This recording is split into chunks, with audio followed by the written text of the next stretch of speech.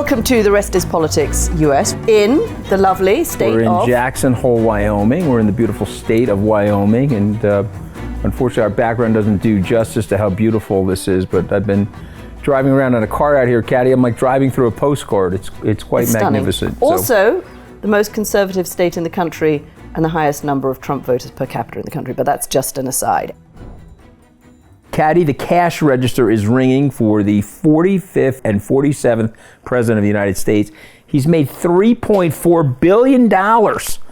I'm putting my little pinky up like Dr. Evil. $3.4 billion since the inauguration, Katty. Okay, his net worth has doubled from $2.3 billion to $5.1 billion. In 6 months. Yep, and he's getting, Katty, a $400 million modified 747 from the Qataris. It's going to be burled out by the U.S. Air Force and the Secret Service.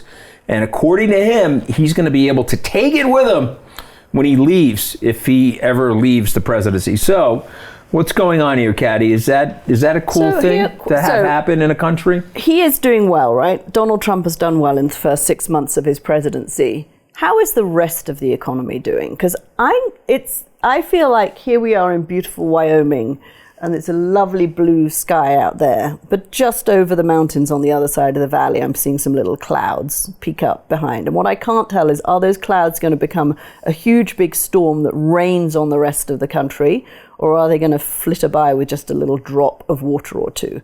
He's inherited a very strong economy. Lots of repairs were done during the Biden administration.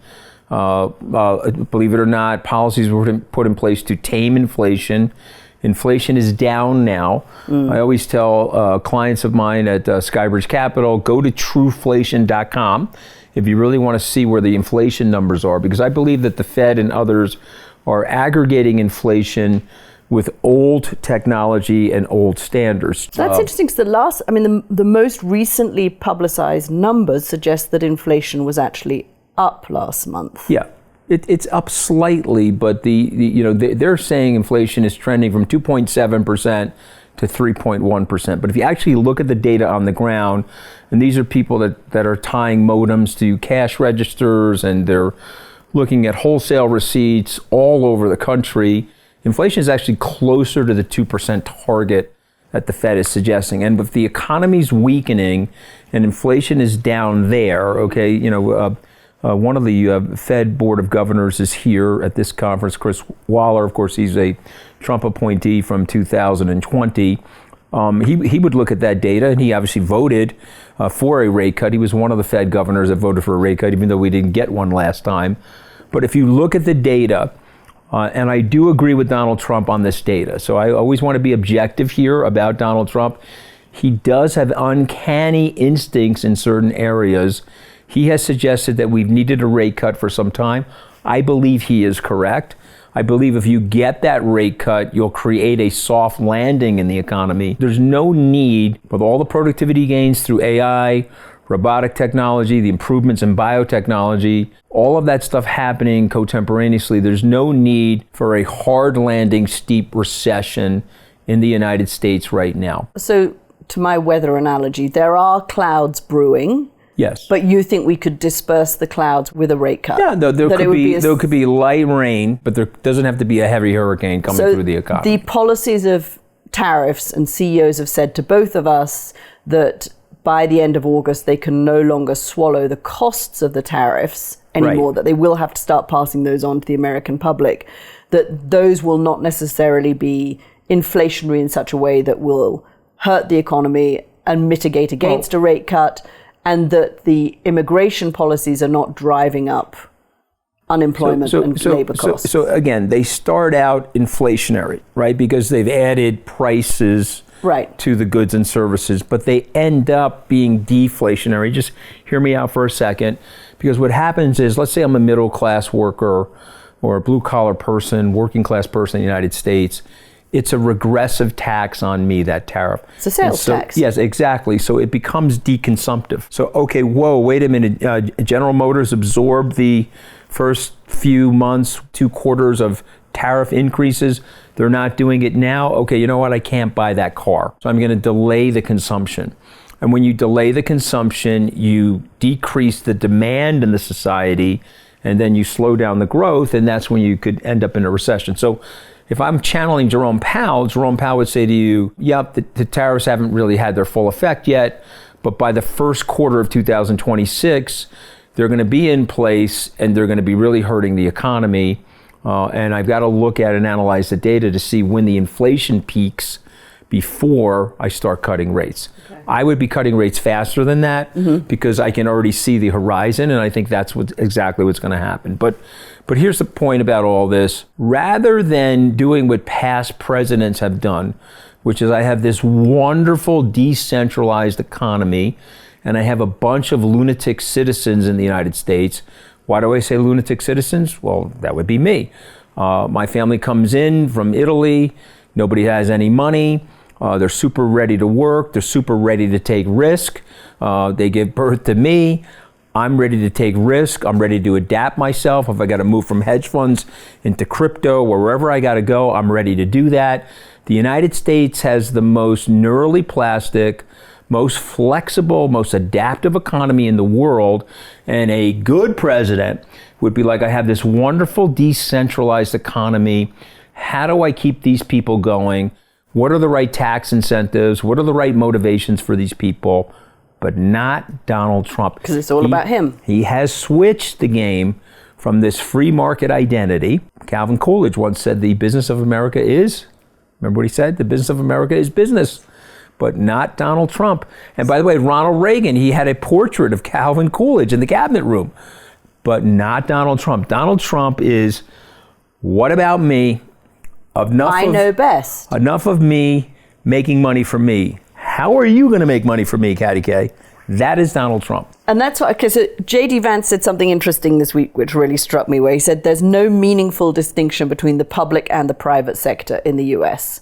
I thought, I mean, maybe I'm wrong, but I thought the whole point of what made America different from European countries is that there's a very clear distinction between the public and the private sector in the US, which is why when you get Donald Trump intervening in the private sector in the way that he has done over the last few weeks, because he clearly feels that he needs to be micromanaging the economy or directing the economy, doing things like saying that the CEO of a private company of Intel should resign, taking a 15% share of the revenue from China sales from NVIDIA, and in exchange for giving it basically an export license to China to sell its chips. But all of it is intervention in private companies. I mean, that feels like state capitalism, not capitalism. So it would be state capitalism if he had state planners working with him. And they said, okay, we're going to take a piece of Katty's. Oval Office Capitalism. It's Oval Office Capitalism. It's a good line. It's Oval Office Capitalism. It's capitalism by Trump decree. It is, he is Louis XIV. I am the economic state. And oh, by the way, you're going to pay me patronage. Tim Cook, I weighed the gold bar that you gave me, the 24 karat gold bar. It just wasn't enough, Tim Cook. So send me something else. And it's patronage. And there are CEOs around America saying, well, I do have to meet with him. I got to go to the Oval Office. What favor am I currying to him? What am I giving him? What idea am I giving him where he's going to walk out of the Oval Office and say, me and my family are richer as a result of this meeting? And I got to tell you, that is a break in historical norms for the President of the United States. And the real question, this is a question for you because I think you're more objective than me, is the next president going to go back to something normal, Katty? Or is the next president going to say, Trump got away with a lot. I could make a couple $2 billion off this job. So what do you think happens? I don't think America necessarily elects another president who's motivated by making money for their family, because there's not a ton of history of that in the American presidency. But I could see the next president doing something else that Donald Trump has laid the groundwork for, which is thinking, I can expand the power of the presidency in lots of different directions, and I'm going to use those levers of power because I would be a chump to not do so. Because if that president has done so. Let's say it's a Democrat who comes in. A Democrat who comes in is now going to say, well, hold on a second. I would be crazy not to expand the executive power as much as the last guy did, because that will allow me to enact my democratic agenda faster, more ruthlessly. And why would I give away that? Why would I go back to normal? I'm more worried about that than America electing another president who comes in and says, I'm going to actually try and make, what did you say it made? What did he say it made? He made like 3.4 billion. I don't know that the country is going to elect another president who decides to make 3.4 billion. There's this beautiful untanned Cabbage Patch cherub. Beautiful cherub. And the guy's name is J.D. Vance. You ever hear of him? Mm-hmm. He's much less of a money grubber than Donald Trump is. Okay. Don't you think? I mean, I don't see anything in J.D. Vance's career that is where the primary focus is. J.D. Vance's primary focus is power, but not necessarily in the pursuit of personal wealth. They promised... In the degree that the Trump family and the Trump organization has been singularly focused on shifting building rules, building permits for decades in New York in order to expand, bending the rules, finding the loophole in the law, stretching that loophole as wide as possible, walking through that hole in order to profit the Trump organization. Listen, I hope you're Donald right. Trump's father did that too. I hope you're right. I just find, because I've been on Wall Street for 37 years now, I find that money is a great temptation device for many. And Trump has just shown people, hey man, I'm clocking a couple $1 billion a month, and I could probably make $15 or $20 billion from the presidency if I can just keep this gig going. And you're saying to me that that's not tempting to somebody like J.D. Vance, and I hope you're right about that. I hope you're right. It might be tempting to anybody, but I think and there are plenty of presidents. Barack Obama has made a ton of money since leaving the White House. A lot of presidents make a lot of money after they leave the White House by selling books and having media companies and giving incredibly paid speeches around the world. And they profit from having been president of the United States. I think there's a quantifiable difference about what has happened with that amount of money. There was an outcry in 1989, President Ronald Reagan accepted a $2 million speaking gig in Japan. And the guy left the White House with a modest amount of money, and he was looking to bolster his retirement income. So he went to Japan and gave a speech. And now fast forward, it's 37 years later, and we've got a guy making billions of dollars, and we're really not even getting hardly any outrage over it, right? The American public, he's done such a good job of immunizing the American public from his behavior that people just shrug and say, well, that's Donald Trump. You want to make $800 million off a meme coin? Well, that's Donald Trump. You want to accept a $400 million gift from the guitarist? Well, that's Donald Trump. Oh, he's gonna charge NVIDIA 15%, which doesn't even seem. It seems so arbitrary and capricious. It could probably be challenged in the courts. But oh well, that's Donald Trump. There's something in the Extremely American dangerous, Katty. There is something in the American psyche, and I've spoken to plenty of voters over the last 5 elections, that whether you vote Democrat or you vote Republican, whether you're working class or middle class in this country, you are okay with people making a lot of money. In fact, you think good for them. They've made a lot of money. If I could get on the ladder, I too would make a lot of money. So it's something that I think in Europe is more frowned on. People are more suspicious of. They don't like it as much. But here it's seen as aspirational, and Donald Trump has just taken that to the nth degree. So he sells perfume. I think you're right about this. So, but it's just frustrating for me because I think it's too far over the line in terms of the conflicts of interest. But I'm going to ask you this question, and I have my answer, but I'd like to hear yours. So China has an economic model where they've integrated the government into the private sector, and it's well integrated. J.D. Vance said that there's no distinction anymore. Is that really true? Or is this an Oval Office economic direction? Is there as much integration as J.D. Vance is suggesting? Or is this just economics by decree? This is Oval Office capitalism. Yeah. I think it's that rather than state capitalism. But the risk for Donald Trump now is that he owns this. He owns the economy. He owns DC crime. He owns Joe Biden. tariffs. It's Joe Biden's economy, Katty. Okay. It's 2028 January. This was Joe Biden's economy. It's Joe Biden's war. In it's Joe Biden's 2026, economy. in 2028, it's still going to be Joe Biden's economy. It depends on how the economy's doing. If it's doing great, it's Donald Trump's economy. But let's talk about Trump and Zelensky. Yes. And the other European leaders that descended upon the White House this past week.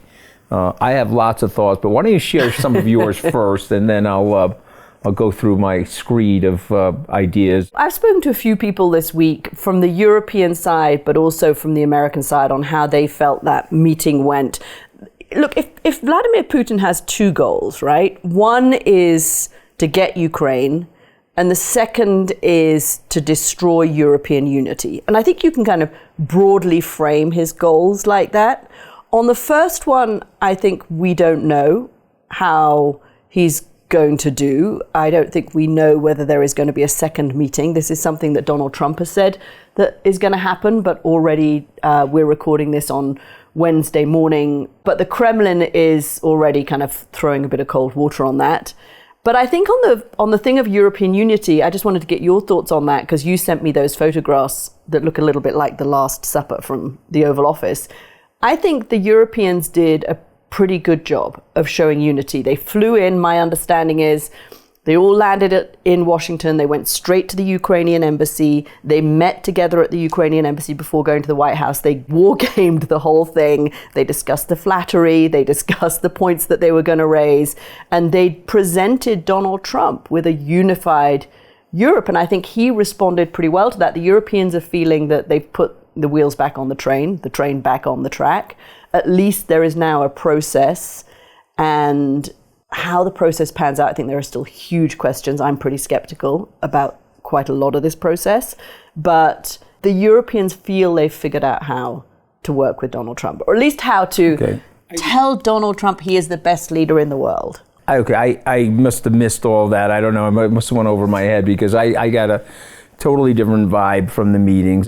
Trump came back from the Alaska summit flummoxed. Putin basically dug in. Trump is obviously a weakling. Putin didn't give him anything, right? Didn't give him anything. Trump is obviously a weakling. I've said on this program he's a beta male. Let me now supply some evidence. Okay. We're going to have a ceasefire, or I'm going to dig in with sanctions. Well, guess what? We're not going to have a ceasefire. We're going to kill 1,000 people a day until there's some type of resolution to the war. Trump comes back and says, well, I don't really need a ceasefire. But 5 days ago, sir, you said that there would be a ceasefire, and if not, you dig in with more sanctions. Well, no, we're not going to do that. Everything that Putin wanted, he gave him, so no ceasefire. Number two, as it relates to European unity, the test of European unity will be when Trump breaks from them, because he's Putin's advocate at the table. Putin said, this is what I want, Donald Trump, and you're going to get this for me. Trump said, roof. You're the boss. That is an exact quote from the press conference, the mini 12-minute press conference. You're the boss. Roof, roof. Let me go to the Europeans and get you exactly what you want. The Europeans push back politely, but the impasse is coming, Katty. Yeah. The impasse is coming where Trump is going to say, I'm with Putin. And the Europeans are going to have to say, well, you know what? That's too bad, because we're with the Ukrainians. We're going to arm up, and we're going to knock these guys off Ukrainian soil. And that's going to be a very big test of leadership globally. It's going to be a very big test of European unity. But it's unfortunate that that's coming. It did not have to come. The president had way more muscle. He had way more leverage in the meetings. Some historians... You mean in the meetings with Putin, he had way more leverage? Yes, some historians are going to have to say, well, why did he not use his leverage and his muscle with Putin? One last very quick point. Putin will never, okay, and by the way, somebody write into us, if he meets with Zelensky... I agree. You can dunk me in a cold plunge. I hate cold plunges, by the way. There's morons outside cold plunging right now. I don't know, I think it's the stupidest thing I've ever seen. But you can cold plunge me if Putin and Zelensky are in the meeting together ever. That is such a bad photo op for Putin after all the propaganda that he spilled into his country. So that ain't happening either. There's going to be a showdown, and when the showdown happens, we're going to see what Europe's all about. Look, I think if you just look at that meeting, I think the Europeans handled it well. It went better for Zelensky, obviously, than the first disastrous meeting. He wore the suit, for God's sake. I don't know what it is about the suit, but anyway, he wore a suit. Trump liked the fact that he wore a suit, so he was a little bit more amenable towards Zelensky than he was in that disastrous first meeting. The Europeans were all on the same page, which I think was very important for Europe. But the test is going to come, and it seems like it's already coming, over this bilateral meeting that Donald Trump has said that he wanted. Now, I'm speaking to the Europeans officials on this, and I point out to them, Trump can change his mind in a heartbeat, and he's likely to change his mind again. I mean, the chances are that he rows back, sounds less friendly towards... Changes his mind in what way? Okay, that he said we're going to have this bilateral meeting and then the trilateral meeting, or there will be consequences. Right. Yeah, well, there won't be any consequences. So that's the question, is there won't be consequences. So then what do they do? Because what the Europeans are saying is, well, if there is no bilateral meeting, which I agree with you, and the kind of Russia experts that I have spoken to over the past few months have said Zelensky has no chance of meeting Vladimir Putin because Putin has such disdain for him and doesn't want to legitimize him. So he doesn't want to have the photo with him. Horrific for the propaganda in Russia. But it would be bad. So then the question is, and the Europeans are saying, well, at that point, Donald Trump will realize he can't trust Vladimir Putin. But I think that's where they're dreaming, because I don't think that Donald Trump is going to do anything. There's not going to be any retribution. There's no So we'll talk about that in a second, but there's a dead person that's been looming over Donald Trump. His name is Jeff Epstein. You ever hear about him? Because I haven't heard about him in the last 2 weeks. This is Trump's genius. Mm-hmm. Trump's genius is, wow, I got Jeff Epstein off this page. I'm flying around, visiting Anchorage, Alaska. I'm over here, I'm over there. Jeff Epstein? What Jeff Epstein? So Jeff Epstein, as we predicted on this show, is being dispatched into the past and is not going to haunt or loom over Donald Trump in the future. Again, that's my opinion. I want to go to the pictures from the Oval Office, and I want to explain to the Rest is Politics listeners what that was, because people have to understand Donald Trump. That was staged television production. And that meeting, Ronald Reagan, George W. Bush, Barack Obama, that meeting, Jack Kennedy, would have been held in the cabinet room. And they would have been around the table, and there would have been a little bit of more equality to the meeting, and there would have been a little bit more respect in the meeting. But what Trump did was he created a semicircle, like he was the student teacher. He was the teacher, and they were the students in the semicircle. And he put the European leaders in the Oval Office. He's behind the Resolute desk, and he's there looking at them. They're his pupils. Katty, that was completely staged by the White House. That's MAGA red meat. That's being disseminated on Truth Social. It's being disseminated everywhere. It's part of the humiliation rituals that Donald Trump does to people, but it's also a signal to MAGA. The U.S. is back. We're stronger than ever. Look at all the kowtowing that's going on from the European leaders, France, the UK, these wonderful, historically great countries. They're all here on bended knee before the orange maniac. And that's a sign to MAGA. It's a perfect image for Trump. And it's going to be used over the next 6 to 12 months. I'm looking at it now. Two things are interesting. Your point about how his chair is always higher. He's on a bigger chair than they are. They look lower than he is. But if you look at the one of the leaders from behind Donald Trump, there's Georgia Maloney sitting like this. And it's quite interesting. She is the one with her arms crossed and looking kind of grumpy to be there, looking like she's not happy with this photo opportunity. Every time I turn my back, does the Oval Office get more gold in it? Yeah, I am serious. Look at this. I'm going to show Anthony this. But you President Liberace. Look at that. Yeah. It's more than it was. I mean, no, he's putting gold on everything. But the other thing is that the more the media complains about the shock and awe of the decoration, the more he's going to do. I mean, he took the Rose Garden and he paved it. He paved the Rose Garden. Mm-hmm. He put like these stone tiles, and there's little chairs out there, like his little receiving area at Mar-a-Lago. I mean, he took Jackie Kennedy's Rose Garden and demolished it. Now he's gone gilded in the Oval Office. All of this stuff is triggering. All of this stuff, believe it or not, is part of the culture war. But I want to get back to Zelensky for a second, because he is a leader. Let me just explain this to my opinion, okay? You got to wear the suit with Trump, no problem. You take the suit off the table, no problem. But Zelensky has got the Europeans with him.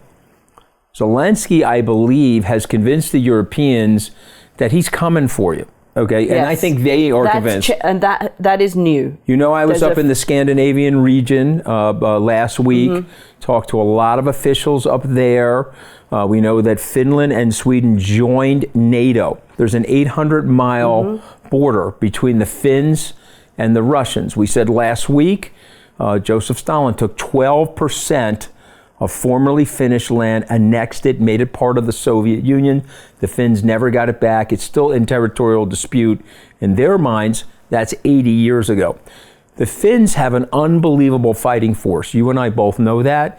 And they stand battle ready at their border 24/7 against a perceived threat from the Russian army. So there's no fooling around in Scandinavia.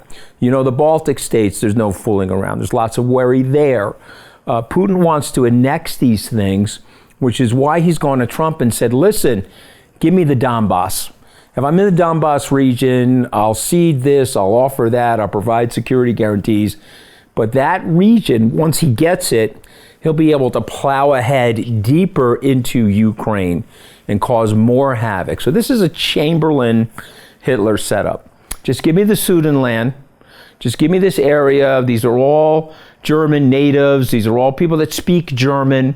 Just give me this, and then you can go back to London with peace in our time. How did that work out, Katty? Did it work out well? Yeah, so that didn't work out quite so well. And I think you're right that there is particularly that strip, what's called the fortress strip in Donbass, that he would like, because with these 4 cities in it from that, he thinks he can then launch more attacks into Ukraine. Remember, Katty, he doesn't have it now, and they have well fortified that area because they understand strategically. It would be like they would have to then re-fortify further back, which is a huge, Exactly, but if you look at the geography, that would be really bad for them. It would be like the Israelis ceding the Golan Heights, that mountainous territory between them and Syria, which they took, and they use as a defense fortification. The Ukraine government cannot give up that region, and Zelensky is not going to accept the flex from Donald Trump and his buddy Vladimir Putin. So I think not going to accept it. The difference too this week with the Europeans, apart from the fact that they had choreographed this as well as they could, they got the show of the unity as much as they can, is that there is now this real feeling that the Russians are not going to go for Berlin, but there is more heightened fear in Europe at the moment about the possibility of Russia, after a year or two of rearming, first going for the rest of Ukraine, but also potentially going for the Baltics, or even if you're in Poland, the fear that they could go for Poland. That's why, interesting that you mentioned Finland, because I've been told that the guy who's going to lead this, Marco Rubio, has set up a commission to kind of discuss what exactly these security guarantees would look like. And that, from the European side, the points of contact are the Finnish president, who Donald Trump gets on well with because he's a good golf player, and the German chancellor. And he seems to have respect for both of those. By the way, he commented on both of their suntans, which is always a good sign with Donald Trump. It means he likes you if he comments on your suntan. We're just going to leave it there. We're not going to infer anything by any of this. But let me just go back to you for... Can I say one thing? Go ahead. Hold on a second, because you talked about MAGA, and we heard Steve Bannon talking about, as he did with the bombing of Iran, saying that this is not going to go down well with MAGA. This is meant to be America first. Why is Donald Trump offering security guarantees, even if that is only, and we don't know what it constitutes at the moment, let's say it's intelligence, let's say it's potentially air support. But Steve Bannon is talking about a potential split within MAGA over this. I don't buy that. They swallowed the Iran bombing. If Donald Trump decides to give security guarantees of some sort and air defense and intelligence to the Ukrainians, I reckon that MAGA will accept this. They'll take it while Donald Trump is in charge. So, Mr. President, listen, you can talk about security guarantees all you want, but I don't want you to give any. And Mr. President, I'm eventually going to annex Ukraine, because I am in my 70s and I'm better than Stalin, and I've got to reattach these things called the republics, the former republics of the Soviet Union. And so, by the way, my foreign secretary, Lavrov, showed up in Anchorage with a CCP. Basically USSR sweatshirt. Right. He was trolling them. You know, I'm trolling you guys because we've got something on you, obviously. So let's play, we've got a few minutes to go here in the period. Let's play some strategy, okay? So I'm your intelligence officer. You're the president of the United States. So Mr. President, we have assets all over Europe. We've got the 101st Airborne in Poland. Mr. President, we have, this is an opportunity akin to the Truman Doctrine, where we can push this faltering country, this faltering economy, we can push them back and send them a lesson. We don't want their territory, but we don't want them encroaching on our friends' territory, a result of which the Trump Doctrine could be, Vlad, no USSR. Go F yourself. Push them back. And we have all the assets, and we have all the capability to do that. We have the drone technology, intelligence operations. We can completely do this in a non-nuclear way, and the Russians are not going to nuke us. We didn't nuke them. They haven't nuked us, even in the hottest parts of the Cold War. No one's nuking each other over this. Who's kidding who? Medvedev can tweet all he wants about it. Not going to happen.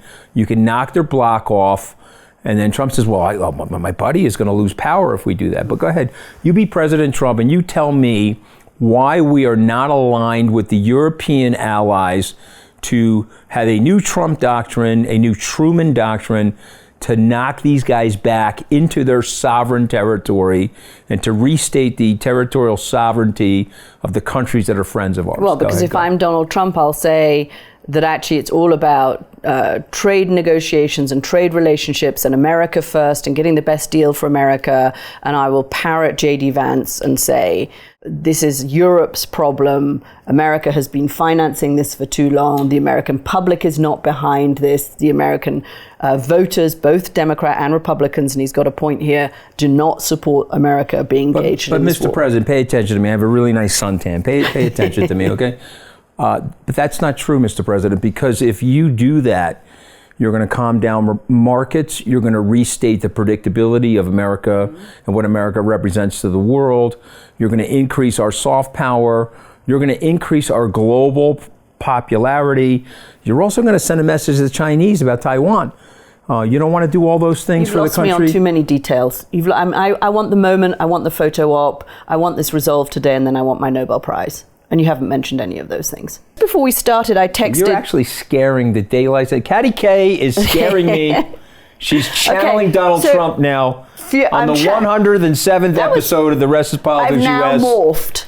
If you come next time we're together in an orange wig, I'm running from the building. I floored you with that. That was pretty good interpretation, wasn't it, of Donald Trump? I got him. Scared the daylights out of me. I could use other words, but I'm trying to be polite. Okay, so what happens next? The next steps are this bilateral meeting. You and I both think that's not going to happen. Just before we started, I texted Senator Barrasso, John Barrasso, who I bumped into yesterday here in Wyoming, the senator from Wyoming who is number 2 in the Republican leadership in the Senate. And I asked him what would happen if Trump didn't meet with Zelensky. Would he support moving ahead with this big package of sanctions that Senator Lindsey Graham has put on the table? And he then texted me and said, Lindsey just texted me this 20 minutes ago, which is an article about how they should go ahead with the sanctions. And Barrasso says there's a lot of appetite for that. So I think there are things that could happen now. This is specifically to do with whether, if Trump says, I'm not going to meet with Zelensky. Go a step further, though. Explain politically why Barrasso and Lindsey Graham would want to do that. Because there is still, in the Republican Party, a group of people who forever have felt that the existential threat to the United States is Russia and China, and they want the Republican Party to resume its historic America robust in the world position. And so they don't want to see Vladimir Putin and the Kremlin being rewarded in the way that for taking over Ukraine. They don't want the Baltics to be taken over. They don't want Poland to be taken over. They don't want Finland to be encroached upon again. Katty? Because they see the threat, because they understand that in the sweep of history... It will destabilize the economies. It will destabilize jobs in America. The world. It'll disconnect the world. We'll be in a fever dream and they also that leads to a kinetic war. That it is only America that can put the pressure on the Russians to stop this. All right, I'm going to switch roles now. I am now channeling Donald Trump, but listen, there's a triumvirate going on in the world right now. It's me, Putin, and Xi. Everybody else is a school child. Everybody else has to sit before me as I peer at them from the Resolute desk. And so as far as I'm concerned, there are three great regional powers. Let Putin have whatever he wants in that area of the country, those countries. Let Putin have whatever he wants in those countries. I don't care. And you're Lindsey Graham now, and I'm sorry I'm doing that to you. That's a horrific thing to do to you. But you're now Lindsey Graham. It's 7 o'clock in the morning. I can barely look at you, Katty. I've already been Donald Trump. I'm turning my back on you right now. And now I'm going to be Lindsey Graham. Okay, you're Lindsey Graham. Now tell me why you don't want that. Go ahead. Go ahead. Mr. President, if we allow the Russians to be rewarded for attacking another country, they will go after other countries, and then the Chinese will go after Taiwan, which, by the way, is a major supplier of semiconductor chips to the United States. The markets will tank if there is war in Europe. Europeans will stop buying American things, especially if there are tariffs on their own things that they're trying to export. This is not a good idea, Mr. President. We do not want war in Europe. Okay, so he doesn't pay attention to any of that. Because he thinks he can do this. Okay, the reason he doesn't pay attention to this is because Donald Trump and the people around Donald Trump believe that Donald Trump is sui generis and that he conducts 100%. all foreign policy, and we're going to talk about this in the second half, and all economic policy from a totally personal, 100%. top down. There is no negotiation with underlings. There was no diplomatic preparation for either of these meetings because he is the great negotiator, and it is about him and him alone. Before we take a break, can I just make one prediction? Can we take a break soon? Because otherwise you're going to ask me to become 100 other people. No, and it's like, I'm really brutal. I'm going to need the whole flight back to Washington to be want you to imitate some other brutal people. I'm going to come up with a list. But before we take a break, I want to make a prediction. I'm not doing Kim Jong-un. Just can I tell you, I'm not doing Kim Jong-un, however hard you ask. You don't have the face for Kim Jong-un. It wouldn't be believable, okay? I mean, so I have the face for Donald Trump and Lindsey Graham. No, but you walked right into that. Your face would have to be 9 times the size. I don't have the face for Kim Jong-un, but Donald Trump, Katty. My prediction is 3 or 4 weeks from now, on this program, we'll be talking about the talks have broken down. The kinetic war continues. The fighting season is ending as we go into the cold winter, and there's a stalemate, and the Europeans are arming the Ukrainians. Which takes time. Takes time, but the Europeans are going to fill the American gap 3 years, in probably. armament. 3 to 5 years. And we are going to be fighting through the 2028 presidential election. And then the question is, do the Republicans, Barrasso, who is very close at the moment to Donald Trump. So it's interesting that he is texting to say there's a lot of appetite for this sanctions bill. Okay, we're going to leave it there. In our question and answers for the founding members, by the way, this week, we are going to talk about Jeff Epstein because we mentioned his name in this. By the way, remind me who he is. Yeah, let's talk about that. Jesus. We're going to talk about DC crime. Jeff Epstein. Trump is really good at this, Katty.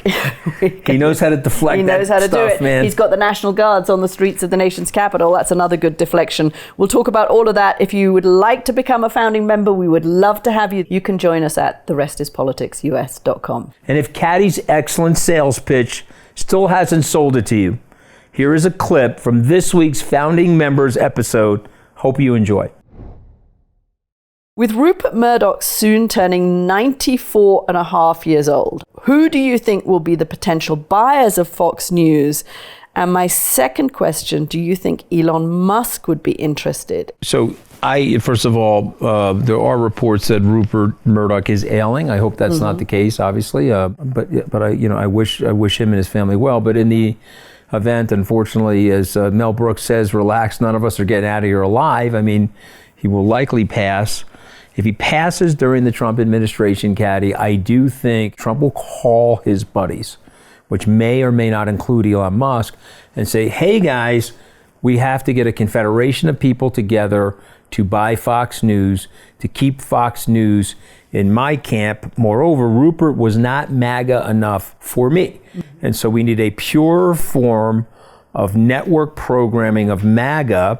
And so I believe he will muscle and bully a confederation of billionaires to buy it. And then he's going to install programmers. He may have somebody like his friend Sean Hannity run the programming or the editorial content to kick the thing off. So that would be my idea. So kind of group of people like Bill Ackman, Peter Thiel. Yeah, you pick the people. Pick the people that are pure MAGA in Trump's camp. He may call Tim Apple, okay, also known as Tim Cook, and say, hey, Tim, you're throwing $1 billion into this confederation for me. The gold ingot that you gave me in the Oval Office isn't enough, but you got to throw $1 billion into this thing, or I'm going to bully you on sanctions and tariffs and all kinds of other stuff. And to me, if Rupert passes during the Trump administration, I really think Donald Trump is going to orchestrate and coordinate the buy of Fox News. I hope you enjoyed that clip. Go to therestispoliticsus.com to become a founding member, and then you can hear the full episode. Thanks for listening, everyone. Thanks, guys. We'll see you next week.